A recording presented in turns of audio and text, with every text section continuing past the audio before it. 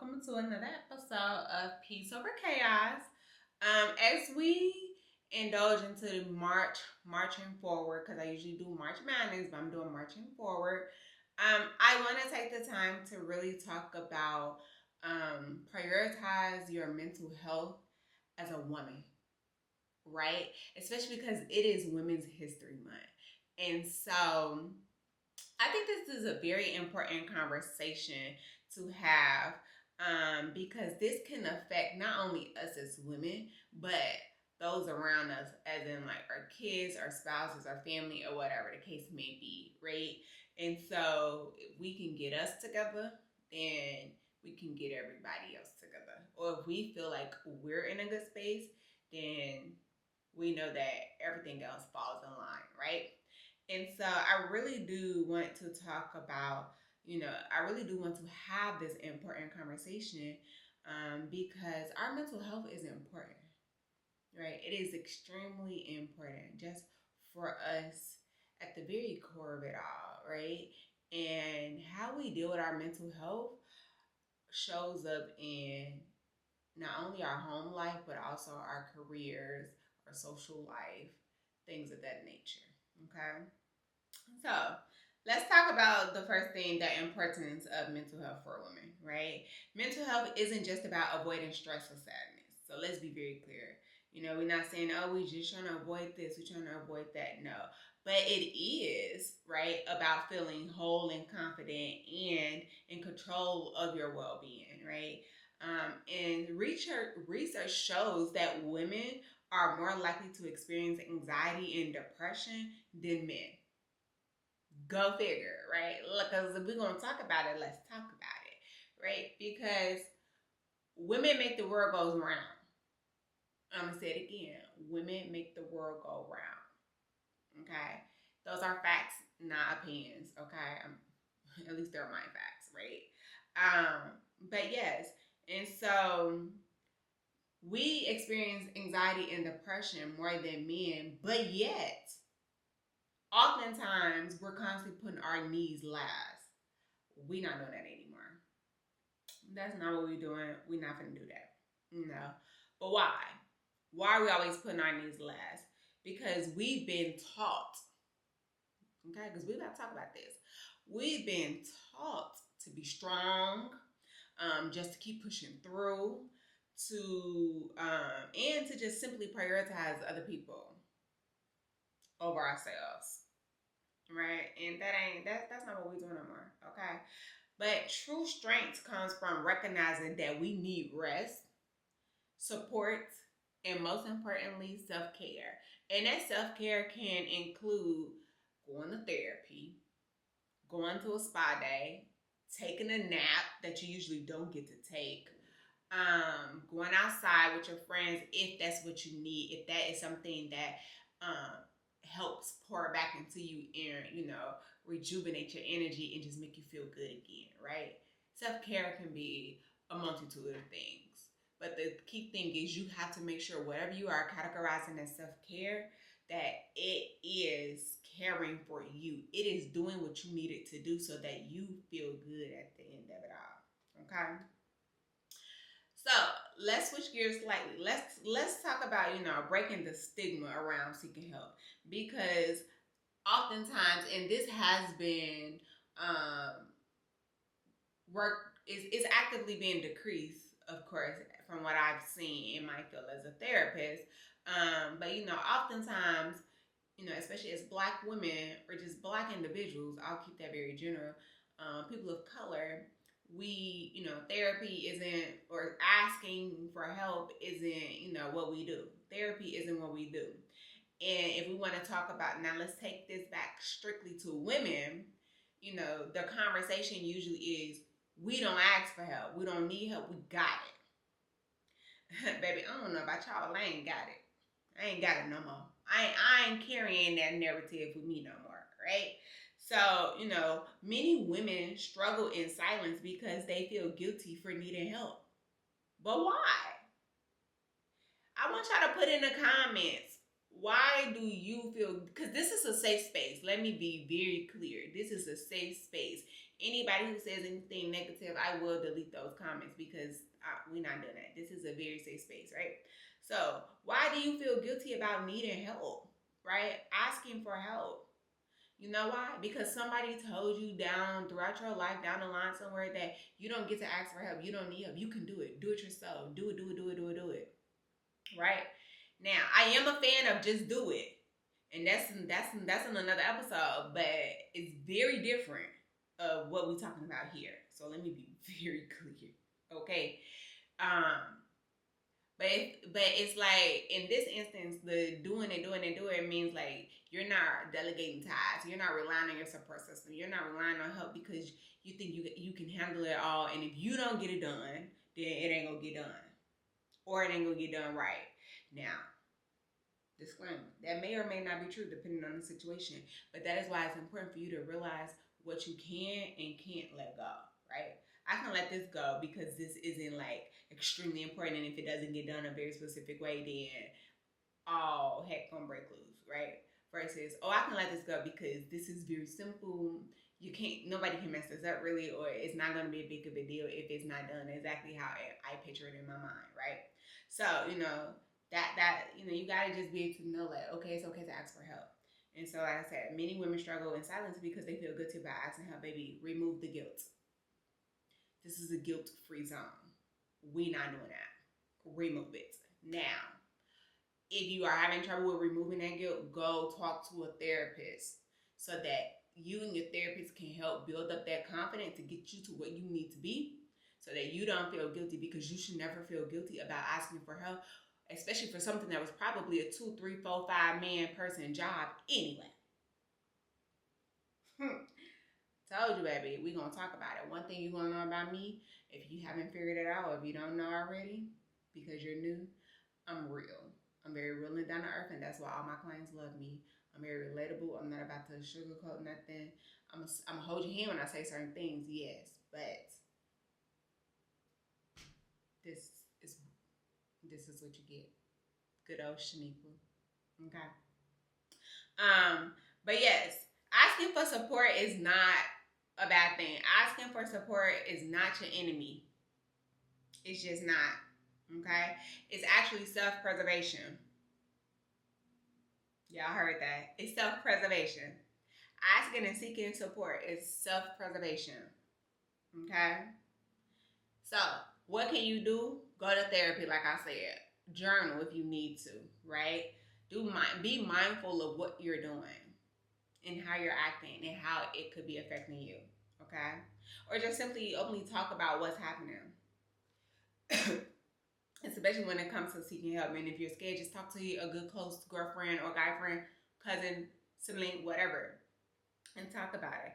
And share with them your struggles of asking for help. Excuse me.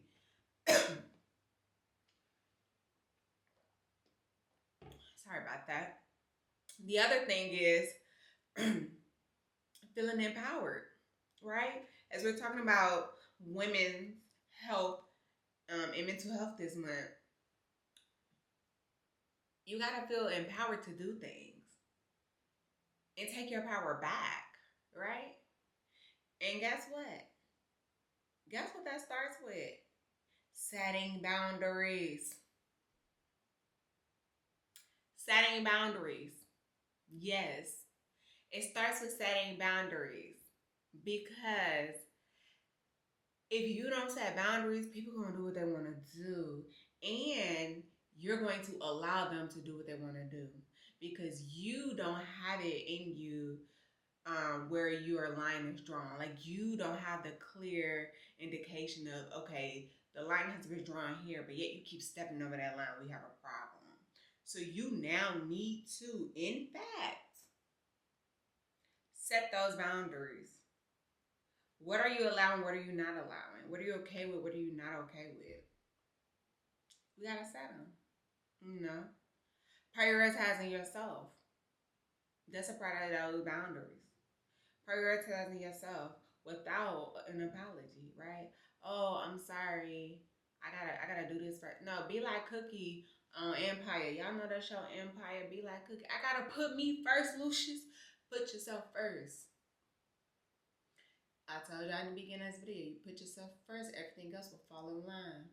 You take care of yourself, everything else will fall in line. Because now you have the mental clarity to do and care for other things that may need to be cared for or get done.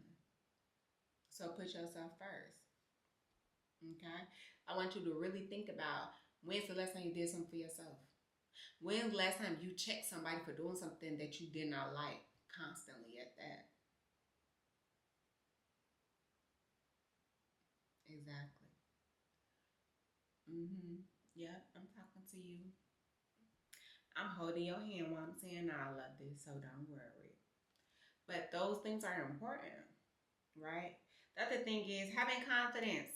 Know your self worth. Okay? This is a part of embracing your power. Know your self worth. I talk with my hands a lot, as y'all can see. It's natural. But know your self worth. Because if you don't know it, why would somebody else know it? Or they may know it and they don't care because they see that you ain't standing on them boundaries. So therefore they gonna act like your self-worth ain't nothing. I'm preaching to the choir. Talk to me. Just saying. I like to be silly sometimes, y'all. But having that confidence, right? Confidence isn't about being perfect either. Okay? Confidence is not about being perfect. No, it's about embracing who you are, embracing your flaws in all. Okay? And knowing that you are enough. You have to determine that you're enough. If you can't determine that you're enough, then again, why would he, she, they think so? Just saying. Know that you're enough just how you are. Yes, you may want to fix certain things about yourself because that's just been a goal of yours. That's great. But still have confidence within why you are fixing those things. Oh yeah, I want to fix, I want to work on my anxiety because certain things just make me very anxious or, being depressed. Have confidence within. Work on that. If you struggle with that, seek a therapist or a life coach for that matter. If you feel like it's not deep, it's just being more for you. It's just the little things. I'm always say go see a therapist. Therapy don't have to be this um, taboo ordeal.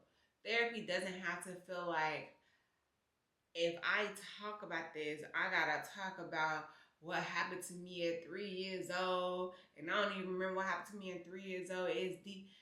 It don't always have to be that. It can literally be, what I struggle with confidence because X, Y, and Z, and this is something I'm actively trying to work on, and I want to work on it, and that's that, right? Everything not gonna always be deep and crying, and you know what I'm saying? And that may be a thing. It may be. That may be a thing. That it may tie together.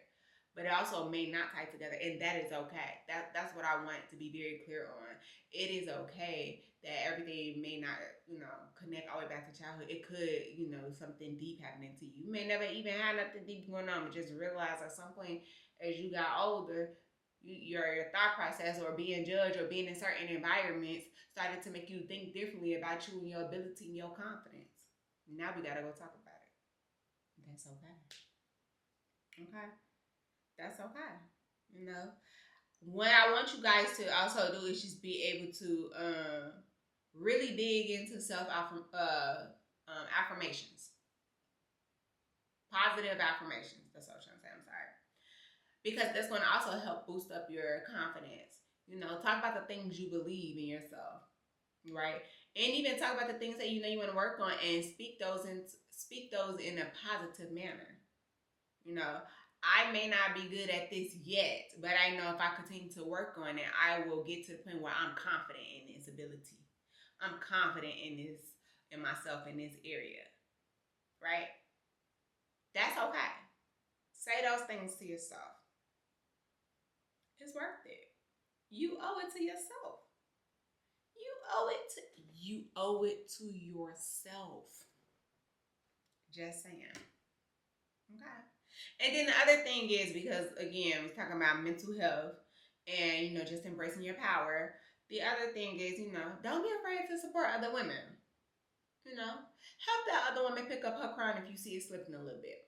Like, girl, pick up your head, pick up your crown. It's slipping.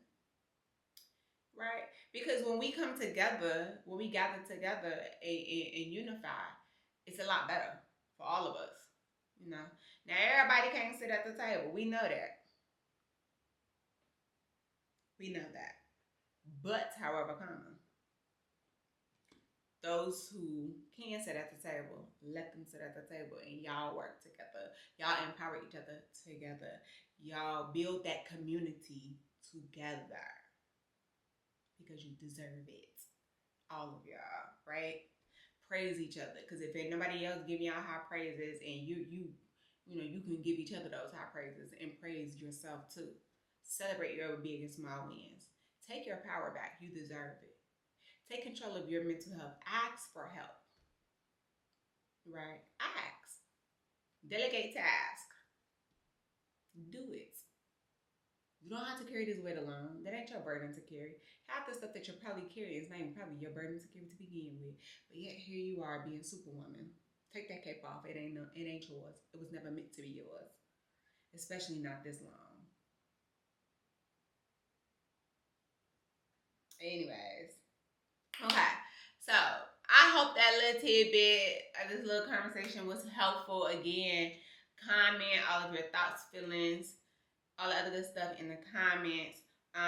But today I want to challenge you: do one thing for yourself, prioritize your well-being, and set a boundary. Okay, those are the 3 things I want you to do throughout this month. Do one thing for yourself, prioritize your mental health, and set a boundary. Right. Also, I want you to say something kind to yourself. Okay, I forgot that one. So that was 4.